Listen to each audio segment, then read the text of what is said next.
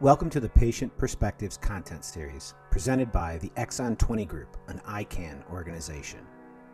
The Exon20 Group was founded in 2017 by the visionary brothers Bob and Kevin Hanlon. Led by Chairman Bob Hanlon and ICAN CEO Marcia, the Exon20 Group provides one-to-one patient navigation, oncology nursing services, clinical trial matching, and a vibrant community for patients and families living with EGFR or HER2 exon 20 insertion non-small cell lung cancer.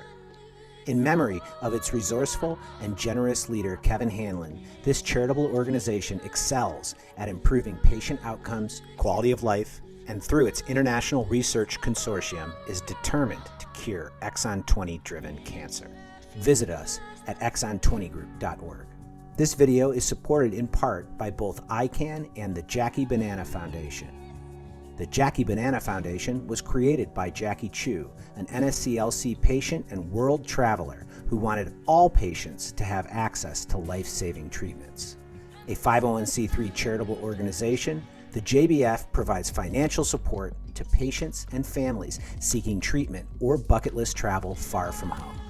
Visit Jackie at JackieBanana.com. Last and certainly least, I'm Taylor, a cancer community advocate and patient navigator. I'll be your host for Patient Perspectives, where we will be diving deep into treatments, diagnostics, and experiences for an in-depth patient point of view. It's important to note that this is not medical advice. This content is provided for educational and informational purposes only. We at the Exon20 Group and ICAN urge anyone seeking medical advice to consult with a licensed physician. We're fortunate to sit down with a host of patients in the Exon20 Group, but not many of them have Carla's on-camera resume as a spokesperson for the American Lung Association, among others. So we're here today to hear from Carla G. She's a patient leader and force within our Exon20 Group. And in particular, want to hear about her patient journey, next generation sequencing, and experience while on the drug Mobocertinib.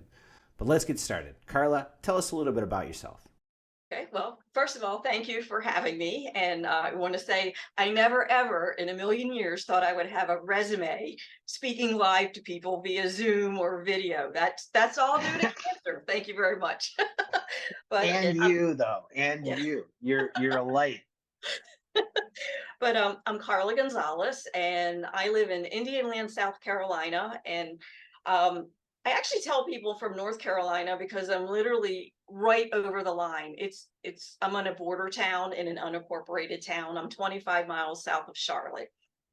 And you'll see from my backdrop, this is not Charlotte. Charlotte is landlocked. I grew up in Baltimore, Maryland. I grew up in a suburb, a blue-collar town, Dundalk, Maryland. And I lived there for like the first 22 years of my life, and I've lived in a couple of other places, but for the past decade, I've been in this area. Prior to your diagnosis, what kind of work, what were you dedicating your time to? Well, for the past decade, I did executive administrative work for a large global tech company. I supported a lot of executives and VPs, and prior to moving to Charlotte, the bulk of my career was spent in HR. I worked for several companies in Baltimore, in Pittsburgh, in Cleveland, and doing, ironically, employee benefits work. I did leaves administration, spoke to a lot of people that had to suddenly go out of work and walk them through short-term and long-term disability. So I kind of knew the ropes when I became sick, and I knew what to expect. And I also did some other type of administrative work. I went back to school when I was in my early 40s and completed my bachelor's degree in organizational leadership. And that really came that type of degree came to light when I started working for the large company. I wouldn't say I was ready to retire when all of this happened. There was a light at the end of the tunnel. So luckily, I was able to slide right into when I became eligible for short-term disability, just slide into my retirement. So as opposed to some of the younger people out there that are sick and have to work for benefits, I'm pretty lucky. My husband is still working full time. What were the signs and symptoms or conditions whereby you found yourself in the doctor's office prior to that diagnosis? To set the scene a little bit, this was during COVID. So this was in 2021, and we were still working from home. People say, "Oh, I want a work from home job." Well, it's not all what you think it is. I mean, I was working very long hours. This was a few months prior to me being diagnosed. I had moved into a new job, so I was supporting my new leader, my former leader, plus 3 other people. And all this was going on. And during that time period, I was doing a lot of Zoom calls like this, and I would find myself short of breath. Of course, at the time, I didn't know it was short of breath. Call me naive, but I would start coughing a lot. I had a dry cough. So, 5 to 10 minutes into the call, I'd have to, apologize for coughing. I went to the doctors a couple of times, but when I say went, this was via Zoom. So I wasn't physically able to get to see a doctor because of the pandemic. I think my first doctor's appointment was January of 2021.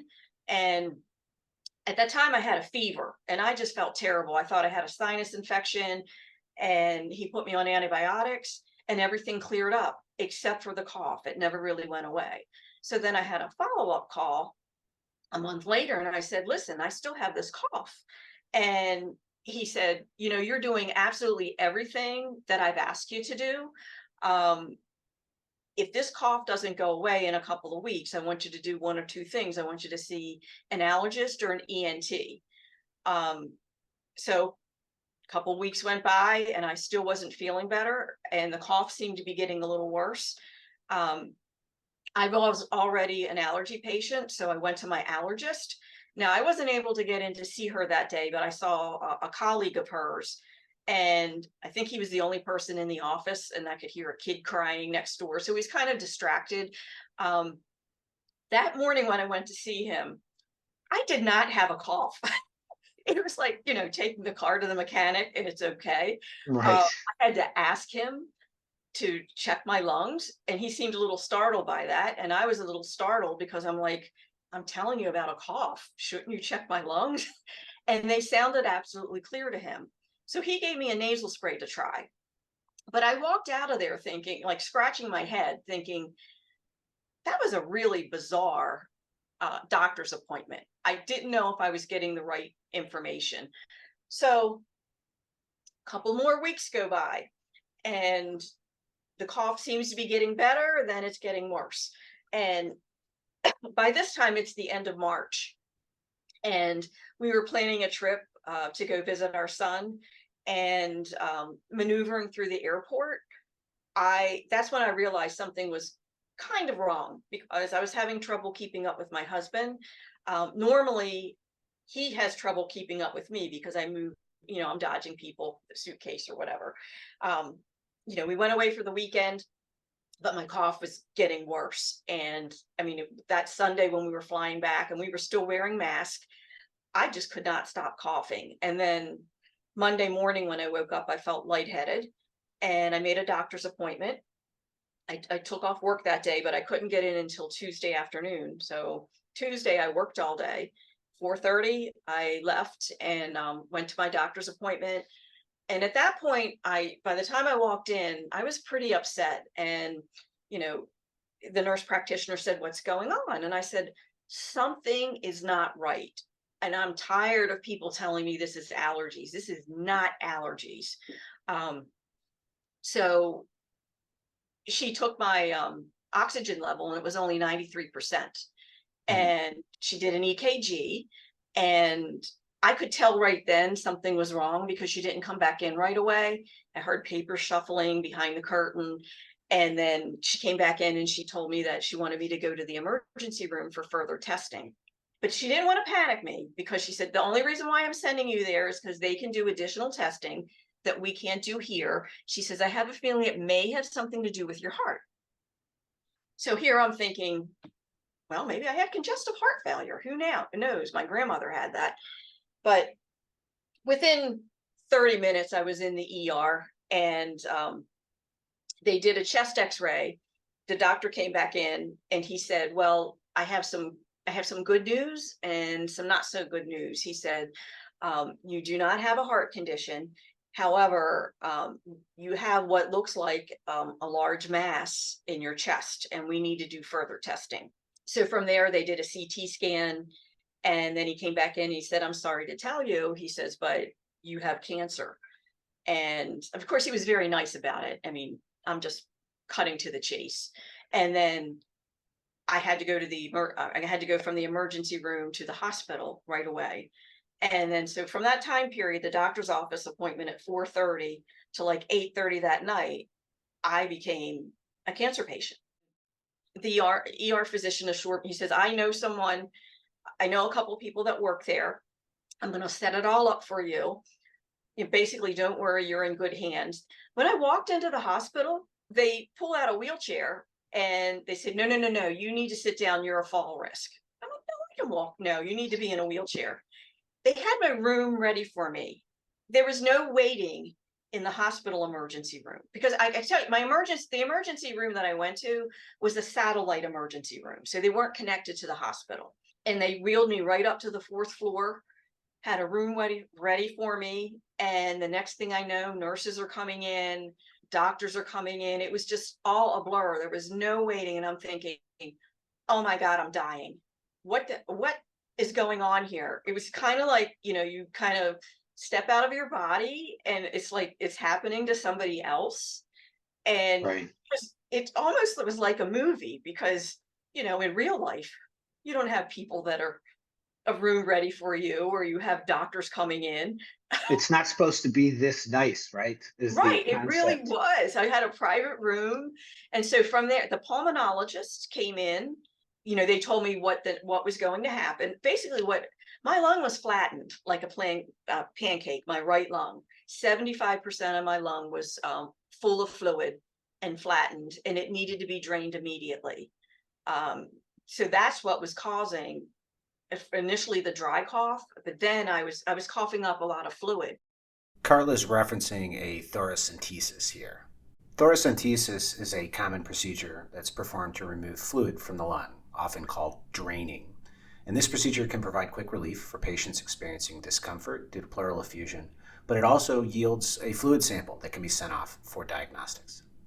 The very next day, the on-call oncologist came in, and he said, normally I wouldn't come in prior to you having some of these tests. He says, but looking at your scans, he says, I'm pretty confident this is a malignancy. We still need to test the pleural fluid, but look, based on the mass in my chest, this is very advanced cancer. They kept using the word advanced. There was nothing, they didn't use like stage 1, 2, 3, or 4. They didn't know that yet. And then he said, I can continue to treat you. He said, based on where you live, he says, I have a colleague that's a little bit closer to you, and, you're welcome to see him as well. And my husband wanted to stay with someone that was closer to our area. So he was able to get me referred to my oncologist, who I'm still with. And I was able to get in to see him within a week later. So I was released from the hospital on Thursday afternoon. So this all took place from a Tuesday to a Thursday. And, I went from working full time, these crazy hours, to boom, you're going to be out of work for a very long time, because I was a very sick person. I didn't realize how sick I was until all this started happening. When I met with my oncologist a week later, and of course I had to tell him, everything I just told you leading up to it. And when he listened to my lungs, now granted they had been drained just a few days ago, he said, but it was very difficult to hear on the stethoscope anything going on with my lungs. So he was kind of like, to be fair, you know, you can't always detect, you know, listening with this test. Like if the doctor listened to me and didn't hear anything, he said that was probably pretty accurate that he didn't hear anything. And he said, unfortunately, for my story that I shared with him is very, very common for women my age in their 50s to have the symptoms that I had to be diagnosed as allergies. You know, I had seen an allergist ever since, I mean, for 20 years, I was receiving immunotherapy shots for it. So it wasn't uncommon for me to hear that, but I knew after, you know, several months that the cough was not related to allergies, but at no time did I ever think it was related to cancer. I mean, I was pretty ignorant as to what lung cancer symptoms were, and since I'm a never smoker, it just never occurred to me. So your diagnosis, was it in April or was it end of March? My diagnosis was in April. It was, so I guess I remember the date. It was April 6th when I went to the hospital. Within a week, I saw my current oncologist. 2 days later, he had me set up for a biopsy. I had a tissue biopsy. And we knew that I was PD-L1 15%. So it pretty much knew that I had EGFR adenocarcinoma. But what we didn't know was just a few days after that, I agreed to do the biomarker testing. And probably wasn't until, I think it was like the end of May, when I got the results back for Exon 20, but I needed treatment immediately. And he jumped through hoops to make sure that I had treatment right away. I had my first chemo at the end of April. So basically there was no waiting. 2.5 weeks, roughly, from diagnosis, you were getting treatment. What I had was a combination of chemo and immunotherapy. So I had pemetrexed, which is also known as Alimta, and carboplatin. So those were the two chemo drugs that were combined, and then Keytruda, which also has a long technical name, which we just call Keytruda. Pembrolizumab. Pembrolizumab, yeah, we just call it Pembro. Or Pembro. Yeah. So the goal was to stabilize my lung. At the time of my diagnosis, the size of so it was my right upper lung, and it was 7.4 centimeters. So it was fairly large mass, which was protruding into my lymph nodes, my mediastinal lymph nodes. So it was still maintained within my chest cavity. I had a PET scan in the hospital, and there was no spread anywhere else. So we wanted to start the chemo right away. And the goal was to do 4 rounds of chemotherapy and maintenance Keytruda. And even though it was known, you know, everyone with Exon 20 will say, well, Keytruda doesn't work. Well, it does work on some people. Well, PD-L1 scores above 0% tend to have a response with Keytruda. Yeah, I had PD-L1 15%. So, and all of this that I'm saying right now was like a foreign language to me. So, and he did tell me that, you know, I might not see any results the first round of chemo. It could continue to grow, but then I should, you know, hopefully, I mean, the goal was to get me to respond to the chemo. And then during that period, so I had my first round of chemo, and then within 8 to 10 days of having my first drain of my pleural fluid, it grew back. And I landed in the emergency room because I woke up I had so much pain. I thought I was having a heart attack, and pressure in my chest, right in the center of my chest. I was laying flat in bed when I woke up, and I couldn't move. Anyway, I called my doctor, and I didn't hear from him. I said, you need to take me to the emergency room.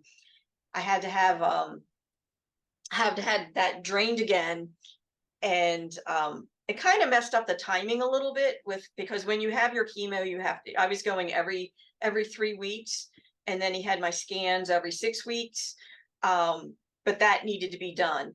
So eventually what happened was I had a PleurX catheter surgically inserted, and we learned to drain at home.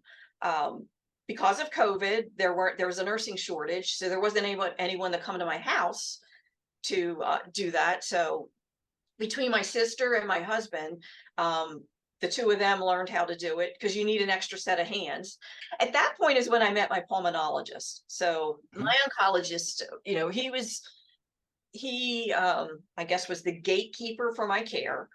And he set me up with the pulmonologist, and I had a pulmonology team.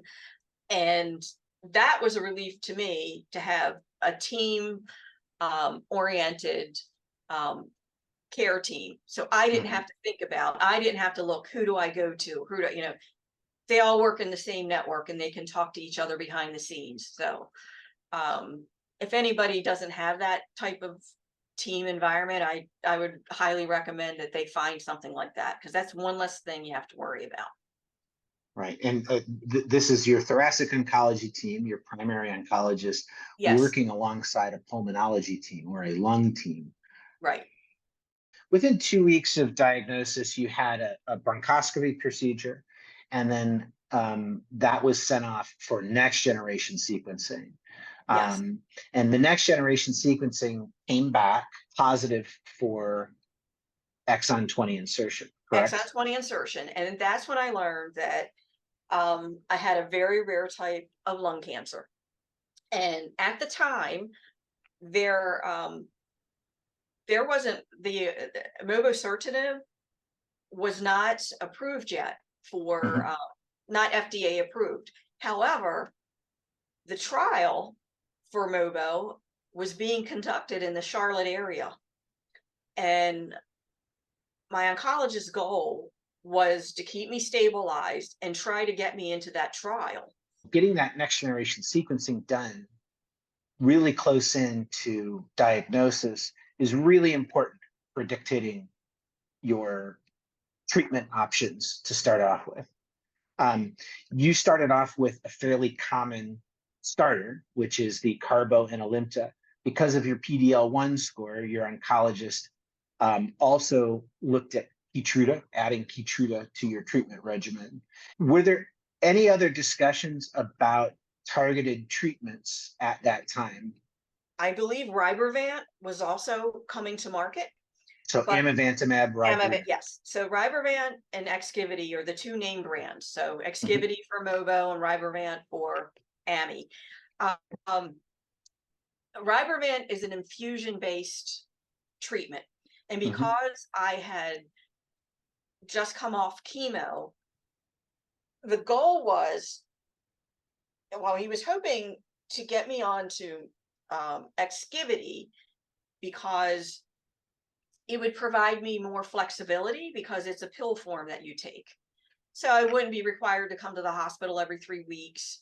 You know, it's orally based, so I can kind of control when I take the pill. Now, sounds great, right? It sounds lovely. Yes, it sounds lovely. Now, some people may be wondering, well, why didn't we start it right away? Well, there were only 100 patients in the trial, and so there really wasn't a lot of data based on how people did with this. And as I became stabilized, I would say, in around August of 21. I didn't start to my body didn't really start to recover a little bit from all that until after I had the PleurX catheter removed, because that's really, I mean, even though you have the flexibility of draining your lung yourself, it's painful to sleep at night because you can't. I had it in my right side, and I couldn't lay on my right side for 2 to 3 months, and I was very, very sore. And I believe there were some other issues, health issues going on at the time. I was extremely anemic from the chemotherapy. So I was pretty weak. You know, I think goal was to get me as strong as possible before I started this new drug. Smart doctor.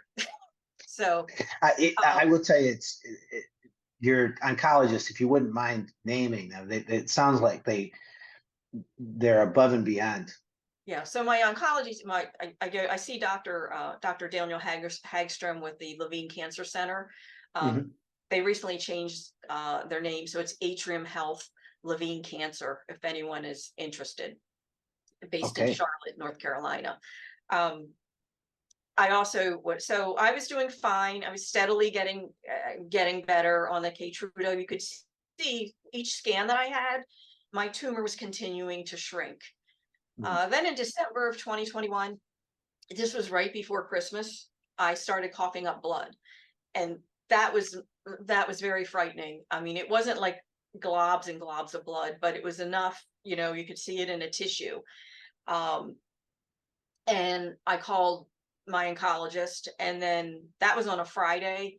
He told me to keep track of it. And then that following Monday, he wanted me to see a radiation oncologist, and they wanted to do radiation to stop the bleeding. The thought was the tumor was getting too close to an airway, and you didn't want it to spread through the airway. So I spent my holidays, I did 10 days of palliative care radiation. Mhm. And in case someone is wondering I mean, the goal was not to shrink the tumor, it was to stop the bleeding. But when I met with the radiation oncologist, he said, it may, I'm close enough where it may start to break up some of this tumor. Were there any rules around the radiation whereby you needed to stop your current treatment or pause the current treatment in order to give way for the radiation? No. At that point, I was doing Keytruda every 6 weeks. So this was kind of like in the Understood. middle of the cycle, but it did its trick because that hasn't happened again. And then by, April of 22, I had slight progression. They were able to see some growth in the bottom of my right lung and in my pleura. So that was the time where we were okay, we need to switch treatment. We're pulling it out of the back pocket, and we're switching to Mobo. Newly FDA approved as of Newly FDA September of approved. 2021, Yeah, so Mobocertinib or EXKIVITY. I started EXKIVITY the beginning of May 2022. At this time, as you're looking at Mobocertinib or EXKIVITY, your oncology team had already flagged it from your diagnosis as saying, hey, here's something out there that might be perfect for you. At what point did you connect and begin working with Marcia in ICAN and the Exon 20 group? I believe my first conversation with Marcia was in April of 2022, when all of this was just going on. I actually, what I described to you, my history from April 21 until December, early January of 2022, I was not connected to anyone in the cancer world. And I did that deliberately. My goal was I wanted to focus on getting better.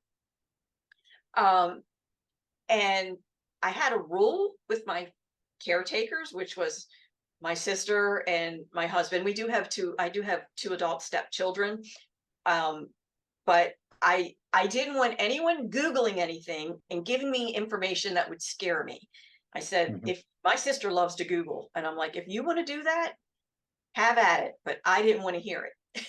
And there was a part of me that felt like if I joined a cancer site, that all I was going to hear was negative, negative, negative. And I didn't want anyone to bring down my positive attitude. But my cousin sent me this book. It's called Cancer with Hope. She works for Johns Hopkins in Baltimore, and she actually works for the director of the cancer center.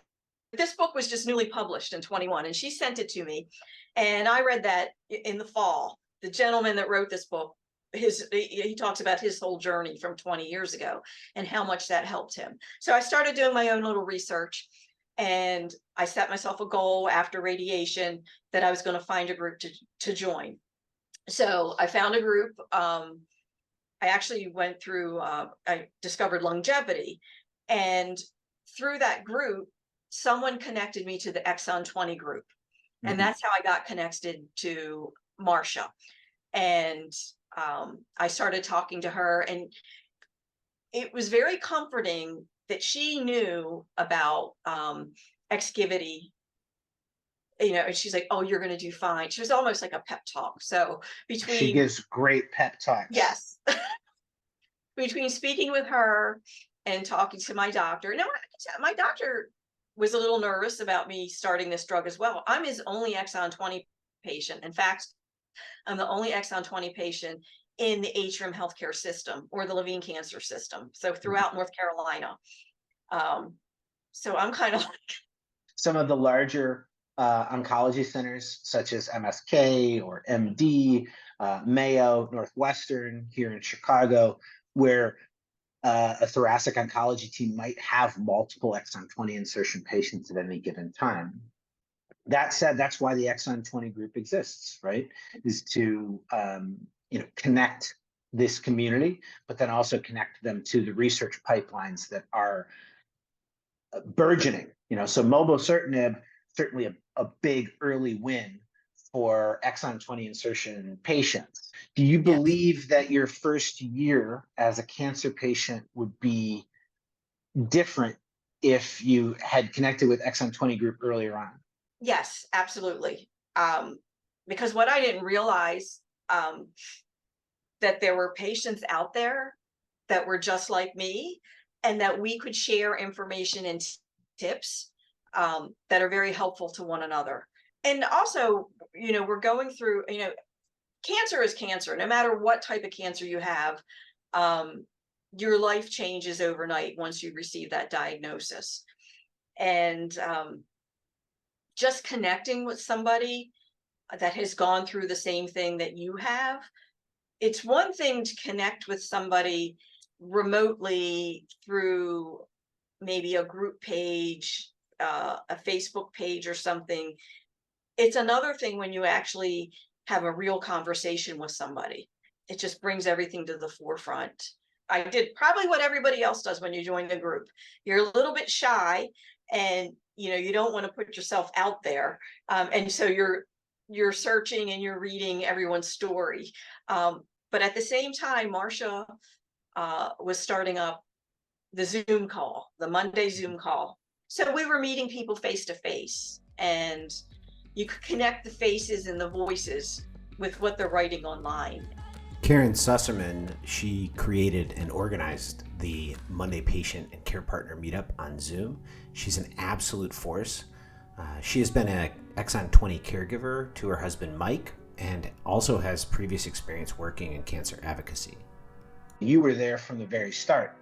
Yes, and I joined by accident. Let me say, so when the Zoom call first started, it was published as a caregiver group. And I thought, wow, this would be really great for my husband. And he was like, no. My husband, he didn't have any interest in it. And I'm like, well, I'm going to join to see if it would be something good for him and I could talk him into it. So when I joined the group, there were a couple of people talking, and I said, I'm sorry, I think I might be in the wrong group. I said, is this just for caregivers? And Karen said, I'm a patient. And she's like, oh, no, you can stay. Actually, anyone can join. And I'm like, oh, okay. And she goes, in fact, I'm going to put it out there that anybody can join. And so it kind of took off from there. A balance of caregivers and patients. And we learn from each other. These are the important resources, and hats off to Karen specifically, but really to you as the lead on Mobocertinib for any of the patients who were able to join Monday calls, who may have been looking at Mobocertinib or their team had suggested the move to Mobo/EXKIVITY. It's really important to have a guide when you're facing a new treatment. Shifting gears to Mobocertinib. Now, it's branded EXKIVITY, and it is an oral, as in pill form, TKI, or tyrosine kinase inhibitor, that is designed to target EGFR Exon 20 insertion positive NSCLC.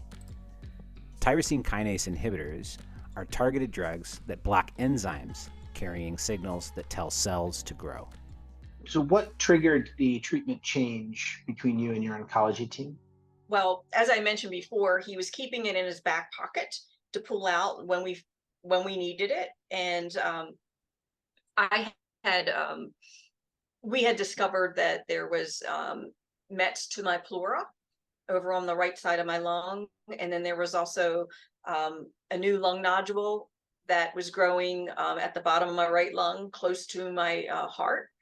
And those nodules could have been there prior, at the time. Sometimes when you have a lot of fluid in your lung, you can't really see all the nodules. And what I've learned, I mean, when it's really, really tiny, it's a nodule, and then when it starts to grow, it's a tumor. But they have been keeping an eye on it, and he saw enough growth in it to decide to make the switch. And of course, we had a couple of different options at that time. We could have done AMI. I could have switched to I could have switched back to another chemo drug and did maintenance chemotherapy, or I could have tried Mobo, but did a little research myself on how patients were faring with it, at least the people that went through the study. And I'm like, And so now you're Googling. well, well, I actually was able to find the study information. Yes, but Sure. What were the reasons that you decided to take his suggestion for mobocertinib? it was oral. I could take pills at home just for ease of feeling like I could have a slightly more normal life and give my veins a break.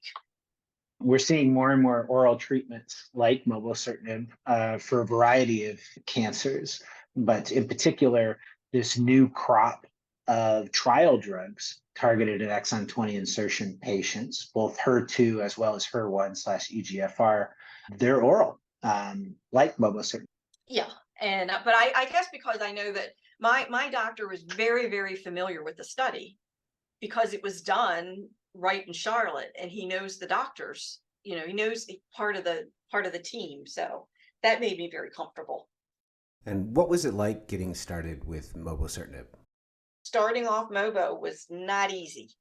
I don't want people to think. I don't want to give any illusions that once you start on a targeted therapy drug, that your symptoms are going to go away. What were you told to expect in terms of side effects? Well, I was told to expect diarrhea. So it could be classified as severe diarrhea. Or grade I'm going to sound like a 3 commercial diarrhea? right here, but mainly diarrhea, nausea, rash, mouth sores, weight loss, dry skin, runny nose. That's why I grab a tissue every once in a while. I still have a runny nose, tiredness, and possibility of issues with your heart or your liver or your kidneys. Those are things, those were all the side effects that were mentioned. I did meet with a nurse who went through all the different side effects with me, and we came up with a plan on how to keep my doctor informed. I kept detailed notes on everything. And to be honest, I hit almost every side effect within the first 2 to 3 months. I had high toxicity levels, which impacted my liver. So I started off, they will start you off, or the protocol for starting EXKIVITY is 4 pills a day, 160 milligrams. And you decide when you want to take them, as long as you take them the same time. So whether you take them in the morning, the afternoon, or the evening, but try to be consistent with that. So I chose to take them at night because I had heard from some other exon 20 patients that have done other targeted therapy drugs, that you can sometimes control your nausea and your symptoms a little bit better by doing it at night versus first thing in the morning. I'm just going to say the first 2 weeks of taking that drug, I could not leave my house. I had severe diarrhea. There are medications that they gave me, but I couldn't control it. And contacted my doctor, and then we reduced it to 120 milligrams, which is 3 pills a day. I was able to control it a little bit better, but I still had whenever I would have my blood work done, which I can't remember how often we were having it done. I think maybe once a week or every other week or something, but my liver counts were going, were way high. So I had to hold the drug. I had thrush in my mouth, very, very dry. So mucositis, mouth sores were. Yes. And just so that everyone understands, how many days in of taking Mobocertinib was it before you started experiencing these side effects? Within 48 hours. So the first 48 hours, I'm like, oh, wow, this is great. It's like taking vitamins. Yeah. And then it hits you. I mean, you know how we feel when you have the flu. This is a lot worse than the flu. I mean, because you literally, you need to be very, very close to your bathroom. And the medication that I would take, I had a prescription strength anti-diarrheal drug, and I also had Imodium. And they actually, when my drugs were sent to me from the pharmacy, they sent me a couple packages of Imodium, so they already knew protocol was to take that with it, and you could take it proactively. Like, the idea was to schedule it so that you always had it in your system, and you could take up to 8 per day. So I was doing all that. So Imodium, and then you had a prescription anti-diarrheal. Right. And what about Lomotil? Yeah, Lomotil, that's what it was. I couldn't remember the name of it. Understood. So I was taking that. And so when I went down to 120 milligrams, it was a little bit better, but not quite, not that much. So I would say through May and June, the months of May and June, May was, I went down, I was probably 9 or 10 days later where I dropped down to 120. And then it was like in mid-June where I had to stop it, and because of the liver counts, and then he had to watch that. And then I started back up on, I think, 2 pills per day. So 80 milligrams. 80 milligrams. And I don't know, that could have been around, I think I might have done 2 pills a day in July. You see, it's a year already, and I'm forgetting some of the details. But once I got the bathroom stabilized and I figured out scheduling my Imodium, and again, when I was on 160 milligrams, no matter how much I took, it didn't stop it. And there was a severe risk of me being dehydrated, which could cause a lot of other issues. And I think at one point I even had to go in and have an IV infusion. But it was very, very hot, and I've often been sensitive to the heat, and this makes you even more sensitive. But I developed a rash on my bottom half, like my upper thighs, my lower legs. It started out like little pimply rash, but it was so itchy. And this went on for a couple of weeks. And when I saw my doctor, I mean, I tried describing it to him through the portal, what I was encountering, and he sent me in like a Medrol pack of steroids. And that didn't do anything to quell the rash. But when I saw him, this was like late July, and he saw my rash in person, he was like, oh my God, I've never seen anything like that. I don't know how you've tolerated it. I wouldn't be able to tolerate that rash. And at that point, he was ready to pull me from Mobo because of the extreme toxicity. And I'm like, no, I don't want to give it up. If my tumor is still shrinking, I'm willing to put up with this. And he's like, at this point, had you had a scan after starting to take Mobo? I'm pretty sure I did. Let's see. I started that. Yeah. I had a scan on June 14th. So yeah, that was my first scan. So it had shrunk in April. It was like 4.3 centimeters, and it went down to 3.5 centimeters. So there was shrinkage. And then I didn't have another one until August. But during this period is when I was on the Exon 20 calls. We started the Zoom calls, And oh, and I also had lost 22 pounds from April until like the first 6 weeks. I just couldn't eat. I had a loss of appetite. Okay, And so you experienced loss of appetite loss of alongside appetite, diarrhea, which diarrhea, grade 3 plus rash. is definitely going to cause weight loss. Yes. Mhm. So during my Zoom calls with Exon 20, we would talk about this, what I was experiencing. And one of the caregivers, Susan Johnson, her husband had been through the ringer with all types of treatments, and she told me to try prednisone. That he was on Which is steroid. a steroid, and he was on 10 milligrams a day throughout his journey. And she said it really, really helped to quell his rash. So the same day that I saw my doctor and he was ready to pull me from it, I said, can we try this? I said, one of the Exon 20 members told me about steroids, and he said, and it basically was like, what do we have to lose? Let's try it. And he actually put me on a high dose of it, like 40 milligrams. Sure. And I was on that for like 10 days until the rash went down. And then I subsequently reduced the steroids. And as my rash went away, which took a couple of weeks, we gradually added back in. I started alternating my dose between 2 pills a day, 3 pills a day to 2 pills a day. So 80 milligram, 120 milligrams, 80 milligram, 120 milligrams. Yeah, like every other day. 2 a day, 3 a day.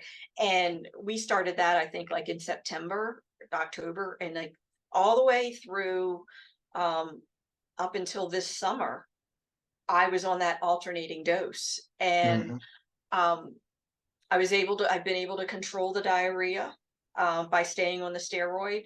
And I've experimented. I've gone off the steroids to see what will happen. It comes right back. So does the rash come back as well, in addition to yes, the rash does come. And we also tried doxycycline as well during that time period. Right, that would be the common indicated antibiotic for rash and mouth sores, right? Yes, I was on that a couple of times, but overall, since September of last year to now, which we're into the end of August, I've been pretty much stable on Mobo.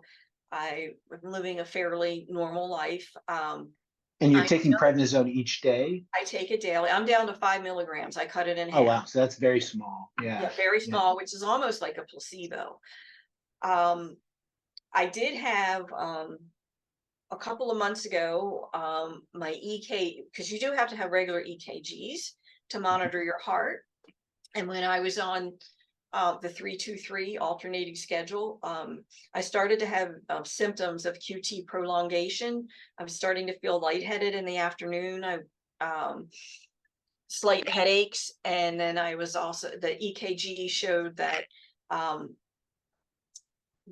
heart rate, or my heart interval, was increasing. And so we did a couple of experiments. When I reduced down to 2 per day, it's normal. When I go up to the 120, it increases. So I'm on 80 milligrams a day, and I've been that way for, I think, the past 3 months now. I'm just going to stay on 80 until it stops working.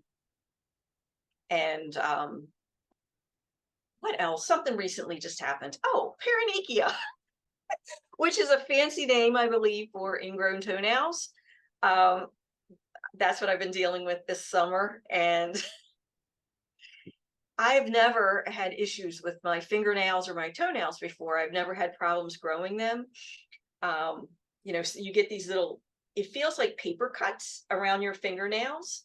And that was like last year when this all was going on. And I started putting Band-Aids on my fingernails, and, I don't have to do dishes anymore. Let my husband do all that. But using rubber gloves. But this summer with the ingrown toenails, it was so awful. Like I couldn't even have like a sheet or a sock or a piece of fabric touch my toe. And I had tried different tips and tricks from people, but bottom line is I had to go to a podiatrist and I had it taken care of. and I felt better immediately. And during this time period, just over the past couple of weeks, I went back to 2 doxycyclines per day. So for like the past 14 days, and I'd had a light rash on my forearm that kept coming and going. Anytime the sun would hit my arm, it would just flare up like this pimply rash that looked amazingly like the same rash that I had last year on my legs, which never came back. So anytime I would go outside, I still do, I have to keep my arms covered up. But that doxycycline kicked it out and it's completely gone.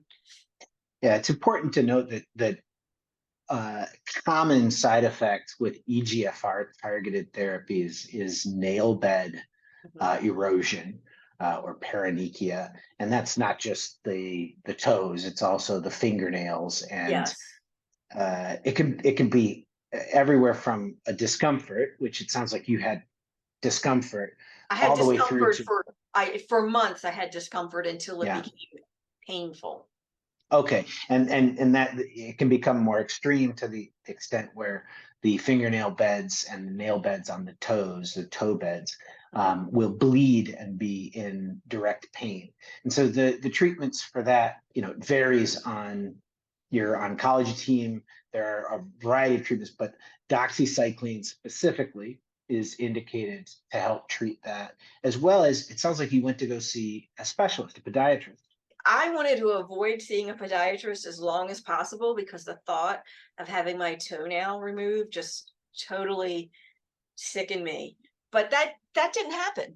I mean, he only did the edges of both my toes. And I know that might sound disgusting, but I still have both my toenails, and it's just it's you just soak your toenails twice a day. After you have it done, you just soak them twice a day, and put antibiotic cream on it, and I mean, the pain went away immediately. The worst part of that was sticking the needle through my toe to numb it. I just told Dr. Hagstrom that was worse than anything that I went through with my lung last year. And you mentioned soaking, and that's just warm water, correct? Just soaking in warm water. Soaking in a combination of Epsom salt and warm water. He said you could also try just like a gentle soap if you want, a gentle antibacterial soap. I did that initially, and it burned because I think my toe was still sensitive. Some other people have suggested apple cider vinegar and water, a combination. And I had tried that a few times. It's very smelly. Pungent, yes. Yeah. And so how long do you soak for twice a day? The first night I had to soak for like 20 minutes just to get the bandage off. And then thereafter, it was twice a day for 10 minutes. And he said, ideally you want to do twice a day, but if you can't do twice a day, once a day is enough. Something that's common among lung diseases, cancer certainly in that category of lung diseases, is the clubbing of toes and fingers. And that can make paronychia even worse or harder to treat. Do you have any clubbing due to the disease? What do you mean by clubbing? It would be a thickening of the front part of the fingertips, an excess rounding of the nail. I guess this would be excess rounding. Yeah. Okay. I don't know. Yes. But yeah, they're all rounded, and I've always had long nails. I've just naturally, I never had trouble growing them. I've never been really not a biter. I'm not a nail biter. If I do a manicure, I just usually do just like something light or pink. I've never been into like fancy nails, but I do find I have to keep them filed very, very short because they split. In fact, right before this call started, that's what I was doing. I somehow tapped my pinky nail on something and it split. So then I had to file it down again. So I have nail files. So nail care is important. Is the concept, yes, nail care. right? And I have not done a pedicure or a manicure in a public place. I just try to do self-care at home because I'm afraid of picking up an infection. And in fact, my one toe that was infected, I took my granddaughter to our community pool, and I'm not much of a swimmer, but after going in that pool it was like within 24 hours when my toe was infected, and I think something it flared it up. So pools are off limit to me right now. When you're getting treatment for cancer, your immune system is very focused and occupied. So regardless of the drug regimen you're on, taking extra steps to sterilize, but then also avoid a petri dish such as a public pool and such. Yes, and the thing is, I knew better, and she knows that I am sensitive to the sun and I have to stay in the sun. She's 8 years old, and she's an only child. And when she comes to visit us, she doesn't really have anyone to play with. So I took her to the pool because she hadn't been in for a couple of weeks, and I'm like, I just felt with her calling my name, and I'm like, I'm getting in there. I don't care. And it felt really refreshing when I got in too. And it wasn't that crowded at all. And I took her early in the morning but it was still enough to be in the pool for I was in there for maybe 20, 25 minutes. Because I could feel, when I started kicking my feet, I could feel like the water between my nail and my toe. It was a weird sensation. And when I told the podiatrist about it, he says, oh yeah, because it loosens. Like, ugh. So anyway.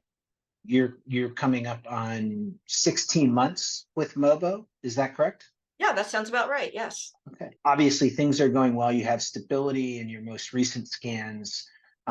You've just had 8 weeks ago a brain MRI to check in on that area, and things are clear. But I'm a big visual person. So when I was initially diagnosed, now this is a little exaggeration, but this is about a baked potato. If you can see that, back up. That was about the size of my mass. Picture it here. Right. Well, a little bit shorter. You said 7.5 cm. Yeah. So as of May 21, it had grown to 7.5 to 6 centimeters. Now it's not a solid tumor because it's in your lung. And this now for the past several months, it's about 3 centimeters. So this is my granddaughter's little toy broccoli, but think of the size of a walnut. And I'm thinking it's right here in my chest, deep in my chest, maybe this way, protrudes right over into my lymph nodes. And we figured that, because I asked the doctor at the time of diagnosis to stop talking in centimeters. He said, well, I would say it was about the size of a small tangerine or a lemon the time of diagnosis, and then it expanded and then it shrunk. But it's since from 2 years ago until now, I mean, it's consecutively shrunk up until now. I would say, I'm looking at my notes, since December of this year, it's been steadily the same size, about 3 centimeters by 3.3 centimeters. But what the one doctor explained to me, it's not a solid tumor. And he says some of that could be inflammation as well from the treatment. It could be broken up inside. Or necrotic tissue, correct? Yes, correct. So I can't just look at it as something solid, but in my mind, that's what I do. Every time I get my scan, I write it down. You probably can't see this, but it's a piece of paper that I have. I actually draw it out with I take the centimeters, and it's just a square on a note paper because I want to see the progress I'm making. And right now you have stability in terms of tumor size. Its longest dimension is 3.5 centimeters. Is that correct? Correct. Oh, okay. And also I mentioned I had a brain MRI. I had one at the time of initial diagnosis, and I had one probably about 8 weeks ago. Okay, and so you've had 2 only. Correct. Brain MRIs, and the reason for that, and feel free to correct me if I'm wrong. The reason for that is a common site of metastasis. Yes. Is the brain in primary lung cancer, and not all drugs are able to effectively cross over into the brain. So it's important to understand if there is brain disease accompanying the primary cancer. That's fantastic. A clear brain MRI here from just 8 weeks ago. Yes, and So- you know, no, there's a different rules of thumb as far as having a brain MRI. Some doctors wait until you show symptoms of brain disease before they do an MRI. Some of that's based on insurance, but not really. And some have it done more often than others. But what really prompted me to push for it was one of our Exon 20 patient, a couple of our Exon 20 patients that have had brain mets with or without symptoms. I was just really frightened, and I guess after having it done, I was relieved that there's nothing going on in there. What advice would you give patients right now who are probably watching this because they have to change treatments and mobocertinib is an option? What advice would you give them in looking at mobocertinib as a treatment option? Well, first of all, I want to say that everybody reacts differently to treatment. So the way I may react, you may not necessarily react, but some of the side effects are very common. So if, 80% of the people on Mobo have severe diarrhea, then chances are you're going to have it too. Mm-hmm. But there are ways to manage it, assuming your doctor agrees to go along with it. So be willing to experiment. And I would say take detailed notes, stay very close in touch with your physician. I use the portal. I know a lot of hospitals use those nowadays. Some like people My Charts and yeah, like My Chart, EMR. send them a note. Some people are frustrated because I hear that their doctors don't always check them. Well, that's why you should have a nurse navigator. Like if you're in a cancer center, which you should be, a team oriented approach, keep in touch with your nurse, develop a relationship with her. Unfortunately, sometimes that's a little frustrating when they change jobs. There's a lot of turnover in nursing, but I'm always very patient with my nursing team. And I'm honest with my doctor. I don't hold back information. I'm not afraid to tell him what's going on with me. I've never been an assertive person. I mean, anybody that knows me from years ago or even, generally I was much more reserved, but this is my life that I'm dealing with, and I'm taking it into my own hands. And yes, I have a caregiver, my husband, that comes with me to appointments and helps advocate for me, but pretty much I advocate for myself. As long as I can, I'm my own best advocate because I know what's going on in my body.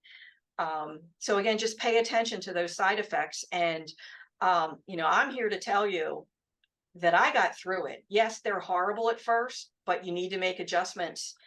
And, I'm pretty much, knock on wood, living a pretty normal life right now. I do have a lot of fatigue. That's one thing we did not mention. For all the side effects. I do experience tiredness. I do have different sleep pattern changes. And again, some of that has to do with the way I choose to take my medication. I take it at night because I know it does make me sleepy. And you have to drink a lot of water with it. So I know I'm going to be up and down the first couple of hours when I go to bed, having to go to the bathroom or whatever. But I have the luxury of being able to not having to get up early to go to work anymore. And sleep is very, very important, like rest. It doesn't mean you lay in bed all day. That's, when you're not sleeping, you get up and you move around, you develop an exercise program. That's another thing that I did. I joined the Live Strong program through the YMCA. I did that last September, and that really, really helped me with my aches and pains, because I did have, from wearing the pleural catheter and just cancer in general, I had a lot of shoulder issues and back pain. I was constantly achy. I was wearing pain patches, but developing a tailored exercise program, whether that's light stretching, it doesn't mean you have to go out running around the block, but something to keep your muscles strengthened. The more you can do for yourself like that, the better off you're going to be.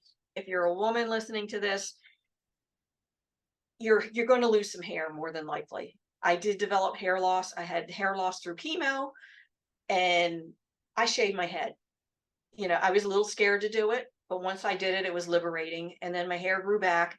It grew in gray. I didn't used to have gray hair, but it came back. So what? And grew out, finally got a decent cut. I liked it and everything. And then when I started on Mobo, about the 4th month in, on this side of my head, it started falling out again. And I had to have her clip it really, really short again so it could grow out evenly. But in the big picture, that's the least of my worries. Yeah, sure, I still have my vanity and everything, but you have to look at the big picture. And alopecia or hair loss is, again, much like paronychia, common to a lot of EGFR targeted drugs. That said, it is on the less common side effects for mobocertinib to have hair loss. Generally, hair thinning is what's experienced. Well, maybe hair thinning, hair loss, to me, it's the same thing because I already have thin hair. So when it starts falling out, like thinning on one side, and you can't, you have the bald look on one side and you can't cope it over. You've definitely hit a lot on the dosage component of your mobocertinib journey. Did your oncology team talk to you about potency differences between one level of the medication versus another, or was that not a concern?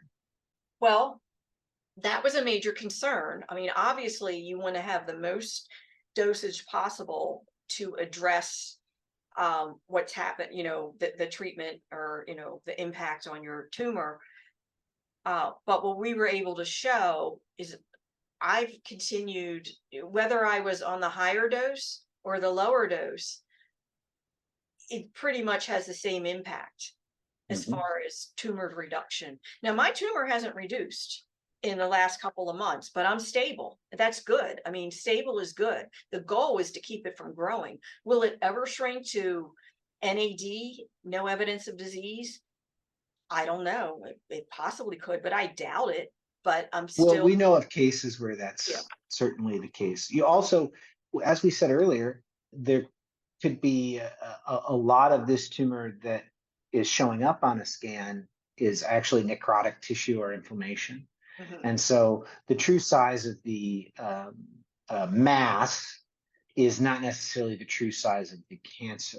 And so, without going in there and having a real close look at it invasively, it'd be difficult to ascertain the tissue consistency.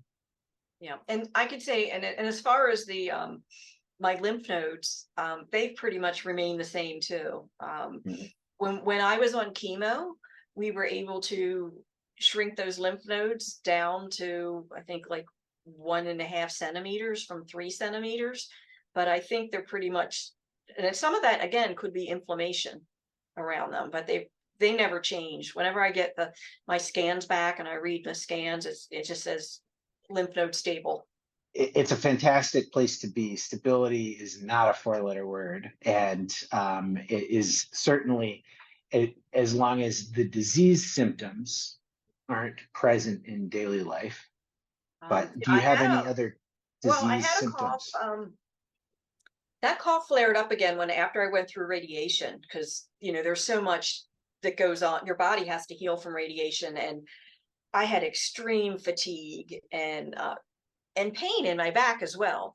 Or I say my back, but it's along the sides, and I would complain about it, and I was told that it was probably muscular in nature, or it could be the nerves. What I did was I scheduled physical therapy, and just this was before I did the Live Strong program. I went to physical therapy, and they gave me some exercises that really helped strengthen these muscles back up again, and pain patches work as well.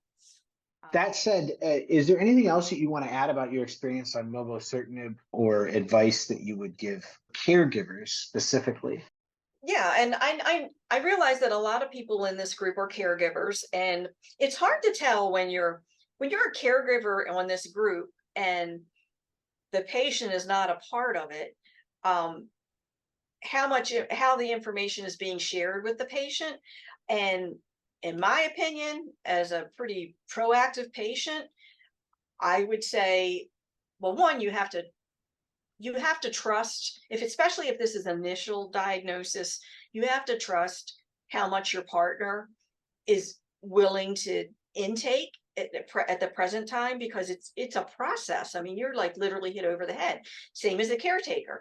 And but don't be afraid to hold back information. If you learn about tips through the Exon 20 group, or anything that I've told you or someone else has shared with you, don't be afraid to share it with your partner's physician, or have them encourage them to join this group, because I cannot tell you how important personally it has been for me to meet other patients that are going through the same thing. You're not alone out there. Experts like Marcia, who works with patients all over the world, doctors all over the world. She has invaluable information. If only we could clone her. I mean, I admit, though, that sometimes, I go through, emotionally, I'm a pretty strong person, but there are times when I'm like, oh, I just need to take a break. You just take a few days off, and then you get back up there again. You knock me down, you get right back up. Thinking that was 180 song. Yeah. What? No, I think that I want to say that 1998 Chumbawamba Tub Thumping. Yes, that one is the song. yes. And I want to say they're British, but I'm not quite sure. They could be Aussies. Yeah. I'm showing my red, white, and blue confusion there. So Carla, really appreciate you spending the time with us here today. You are a boss, not just when it comes to Mobocertinib, but when it comes to the community that's been built here at the Exon 20 group.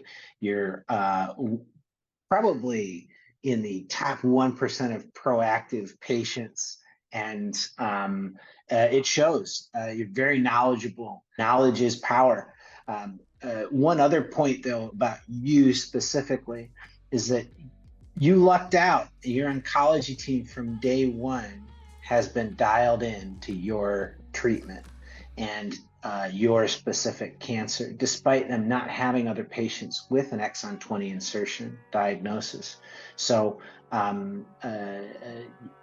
that's something that's fortunate, but I'm sure you've trained them as well in certain ways. So, well, yeah, it is funny. Sometimes they will say, well, what did your group say? Did you put it out to the group?